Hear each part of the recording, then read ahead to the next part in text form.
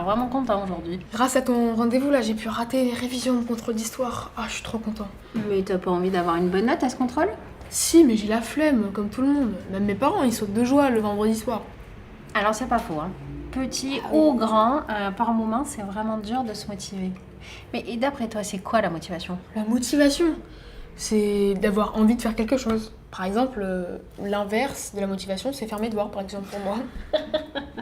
Mais pourtant, tu as envie d'avoir des bonnes notes, d'être fier de toi, de voir tes parents qui sont fiers de toi. Ouais, c'est vrai que c'est cool. En plus, après, ils sont gentils avec moi, mais c'est l'avant qui est dur. Mon papa, il me dit souvent que j'ai pas le goût de l'effort, comme mon oncle Pascal. Alors je vais te dire un secret, la flemme, ça n'existe pas. Et le goût de l'effort non plus. On ne naît pas feignant. Ce sont des mécanismes psychologiques qui se mettent en place avec le temps et qui vont doper plus ou moins tes circuits de motivation. Mais en vrai, on a tous les mêmes circuits de motivation et on peut tous agir dessus. Si t'as une pilule de motivation, vraiment, n'hésite pas.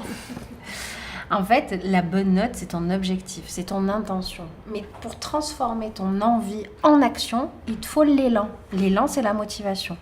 Les circuits de motivation, c'est des sécrétions d'hormones, en fait. Deux principales, la dopamine et l'endorphine. Et on peut agir dessus autrement que par des pilules. Vas-y. Face aux jeux vidéo, ton cerveau, il est plein d'endorphines. C'est cette hormone qui te donne cette sensation de plaisir intense quand tu joues. Donc du coup, dès que tu dis le mot jeu vidéo ou dès que tu penses jeu vidéo, bim, ton cerveau, il déclenche la motivation parce qu'il sait qu'à la clé, il aura son endorphine. Ouais, il fait pas du tout ça avec devoir ou contrôle histoire géo, par exemple. Pourtant, c'est exactement les mêmes hormones qui sont sécrétées quand tu reçois une bonne note. Hein. Ouais, mais pour avoir une bonne note, il faut travailler. Il faut réviser, alors que le jeu vidéo, c'est tout de suite, tu vois, l'endorphine, elle arrive tout de suite. Et la bonne note, justement, il faut réviser. Et réviser, c'est plus de l'ennui fine. Enfin, t'as capté, quoi. Oui, mais cet aspect-là, ça va être le plus compliqué à gérer pour ton cerveau. C'est la différence entre le plaisir immédiat et le plaisir différé. Notre cerveau, en vrai, il en recherche tout le temps de l'endorphine. Il en a même besoin pour faire l'effort. Mais face au devoir, c'est une promesse d'endorphine que tu lui fais. Et du coup, il n'arrive pas à trouver les moyens là pour que tu puisses faire l'effort de te mettre à bosser. Oui, puis surtout, c'est une vague promesse, comme tu dis, parce que je suis même pas sûre de l'avoir, cette bonne note. Eh oui. Et tu vois, tu parlais d'ennui tout à l'heure, mais ça va un peu plus loin que ça. Tu doutes, t'es pas sûr, t'as peur de te planter. Et ces doutes, c'est tes premiers fournisseurs de stress. Donc du coup, quand tu es face à tes devoirs, non seulement ton cerveau, il n'a pas d'endorphine, mais il a du cortisol. C'est l'hormone du stress. Puis ça, c'est désagréable pour mon petit cerveau, en plus. C'est une situation très désagréable qui va du coup déclencher un autre circuit, le circuit de la fuite, de l'évitement. Oh là là, je le connais bien, celui-là. Je te promets, je suis un pro dans ce domaine-là. J'arrive à débarrasser et à jeter les poubelles, alors je déteste faire ça, juste pour éviter de réviser. Ah oui. En fait, c'est tout le challenge. Basculer du circuit de l'évitement vers le circuit de l'endorphine et du plaisir. Alors là, bonne chance, vraiment accroche-toi, parce que pour me faire aimer mes devoirs, alors que j'ai aucune motivation, que je trouve ça inutile et que j'aime pas, bonne chance vraiment. Alors, je m'accroche. Ok. L'essentiel, c'est que tu sois au clair avec tes objectifs à long terme. Moi, je te demande pas de savoir exactement ce que tu veux faire comme métier plus tard, hein. Mais qu'est-ce qui te plaît? Qu'est-ce qui t'anime quand tu penses à toi plus tard, quand tu auras mon âge, par exemple? Moi, j'aimerais avoir un diplôme, un bon métier, que je sois heureux. Mais bon, on me dit tout le temps ça, on me le rabâche tout le temps, donc c'est plus une source de motivation pour moi. En plus, c'est super incertain, super lointain, donc puis t'as vu le taux de chômage? Alors tu vois, c'est ça. C'est que tes objectifs à long terme, ils sont trop différés, loin, incertains. Du coup, ça soutient plus ta motivation. Regarde, je vais te proposer la technique de l'escalier. En haut de l'escalier, il y a ton objectif à long terme. Mais du coup, quels sont tes objectifs à moyen terme, à court terme, voire à ultra court terme pour grimper cet escalier jusqu'au bout? L'objectif à long terme, c'est avoir le bac. Donc avant ça, il y a aller au lycée. Et avant ça, ok, j'ai compris, tu veux me faire réviser mon contrôle d'histoire géo. Mais ça, je le sais déjà, mais ça change rien.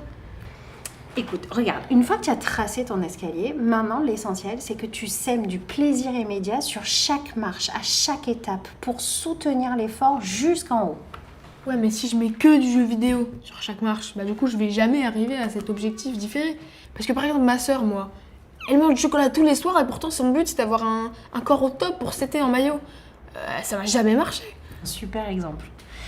Ah, et pour les matières qui te plaisent, c'est beaucoup plus simple parce que tes endorphines et ton plaisir, il est directement à l'intérieur de ton apprentissage. Pour toutes les autres matières, le seul sens que tu peux trouver, c'est de grimper ton escalier. Et puis pour soutenir tes efforts, tu peux utiliser la technique des récompenses. Tu te dis, tiens, je vais finir ces révisions et après je me fais 2 parties de jeux vidéo. Là, tu vois, les jeux vidéo, c'est plus de l'évitement, c'est de la récompense. Tu veux que je me mette une carotte en fait. Oui, une carotte, une récompense, parce que ça te permet de déclencher l'élan au départ. Mais après, ce qui va soutenir plus fort, plus longtemps ta motivation, c'est ton sentiment de fierté. Ouais, c'est bon, c'est moi qui l'ai fait, je suis capable. Parce que motivation et confiance en soi, tu sais, c'est hyper relié. Et le sentiment de fierté qu'on a quand on a réussi quelque chose, c'est ça qui nous donne le plus d'endorphines. Ouais, mais imagine, je révise, je mets ma carotte et j'ai quand même une note nulle. Ça arrive. On travaille et on se plante quand même. C'est les situations les plus fracassantes pour la motivation. Pourquoi ? Parce que ton cerveau, il a besoin de sens. Tu travailles, tu as une bonne note. C'est bon, c'est logique. Tu travailles pas, tu as une mauvaise note. C'est logique aussi. Et puis tu peux toujours te dire que tu es feignant, comme ton oncle Pascal. Mais si tu te mets à travailler et que tu as une mauvaise note, tu vas te dire quoi ? Que je suis un moyen. Tu crois que c'est pour ça que... Et oui. En fait, de ne pas travailler, de rester dans l'évitement, ça te protège quelque part. Ça te permet de garder l'illusion que le jour où tu vas travailler, ça va marcher. Mais c'est un piège, parce que tu patines sur ton escalier et finalement, c'est encore plus stressant. Ok, si on considère que t'as un peu raison. En gros, je travaille pas, je révise pas parce que j'ai peur d'avoir une mauvaise note et donc d'être un bouffon. La clé, c'est le renforcement positif. Pointe ce que tu fais de bien au lieu de toujours regarder ce que tu n'as pas suffisamment bien fait. Tu sais, c'est magique ça, parce que le cerveau, il apprend beaucoup plus de nos succès que de nos échecs. Regarde les efforts que tu mets en place pour atteindre tes objectifs et félicite-toi. Si ce soir tu relis qu'une fois ta leçon d'histoire géo, ça sera mieux que rien. Et si tu n'as pas une bonne note à ce contrôle, regarde l'effort que tu as fait plutôt que le résultat. En fait, si tu nourris petit à petit ce regard positif sur toi, c'est comme ça que ton sentiment de fierté et tes endorphines vont grandir. Ça, faudrait dire ça à ma mère, parce qu'elle trouve toujours que j'en fais jamais assez. Alors c'est sûr que c'est une posture que les adultes n'ont pas l'habitude d'adopter. Tu sais, parce que dans le schéma éducatif classique, on pense qu'il faut pointer l'endroit où ça va pas pour faire changer les choses. Alors qu'en fait, avec les circuits de motivation, c'est complètement l'inverse. Mais oui, voyons-la ta maman avec plaisir. Je la motiverai.